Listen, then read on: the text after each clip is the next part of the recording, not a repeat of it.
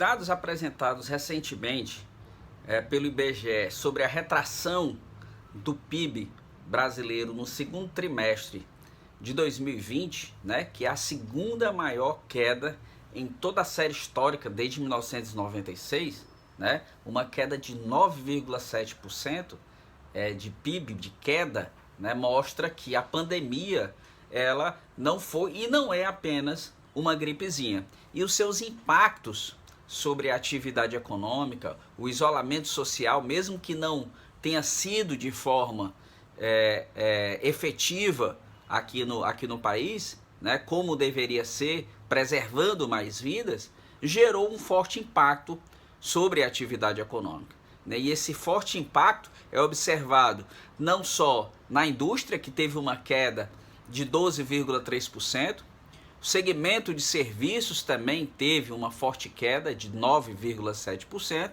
e apenas a agroindústria, o agronegócio, né, o setor agrícola, que teve um crescimento de 0,4%, esse muito puxado aí também por você ter uma taxa de câmbio extremamente desvalorizada, ou seja, a nossa moeda perdeu muito valor ao longo aí dos últimos meses, né, em função não só do ambiente externo, mas também pela conturbada gestão de política econômica no nosso país. Então, o dólar um pouco mais elevado acabou, de alguma forma, ajudando, né, de forma mascarada, o setor da agroindústria brasileira. É interessante observar, né, os setores que mais sofreram, né, com essa queda, dessa forte queda do PIB. Né? No segmento da indústria, a indústria de transformação teve uma queda da ordem de 17,5%, a indústria da construção, né, da ordem de 5,7%, o setor de energia, água, esgoto, gás, uma queda da ordem de 4,4%. Esses foram os principais impactados no setor da indústria.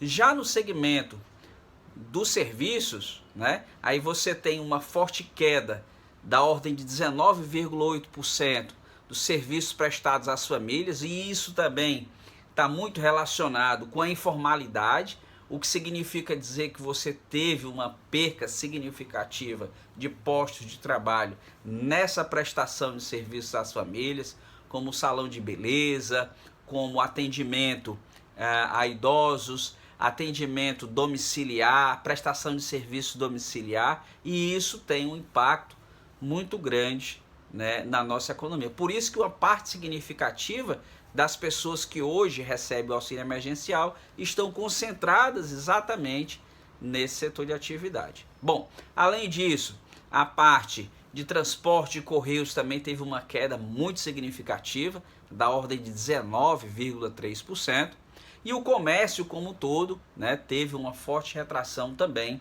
da ordem de 13%. Né?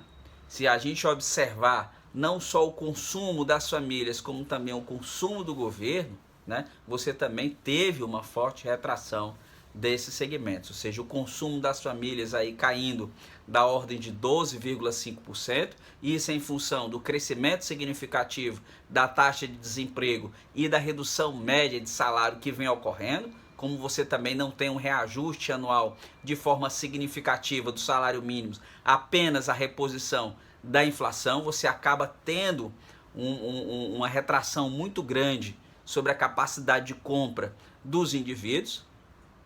E também em relação ao setor governo, né, que ficou fortemente impactado com queda de receita. Né?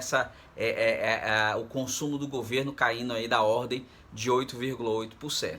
Além disso, os investimentos. Como é que você pode investir nesse momento que você gera ainda mais incerteza sobre o médio e principalmente o longo prazo? Ou seja, você teve aí uma forte retração dos investimentos, com uma queda de 15,4% daquilo que se chama de formação bruta de capital fixo, ou seja, investimento relacionado com a melhoria da capacidade produtiva do país. Ou seja, você tem um cenário extremamente forte impactante de forte recessão da nossa economia. Esse processo de retomada deve ser um processo de retomada extremamente lento e gradual. Deveremos ter resultados positivos ao longo do terceiro e do quarto trimestre de 2020, contudo, ainda teremos uma forte queda da nossa atividade econômica, algo em torno talvez de 5%, ou seja, o nível de atividade econômica que temos hoje, ou que teremos hoje ao final do ano de 2020, é muito semelhante ao nível de atividade econômica de uma década atrás. Ou seja, temos aí uma década perdida na nossa atividade econômica, principalmente aí com desacertos, né, de gestão de política econômica.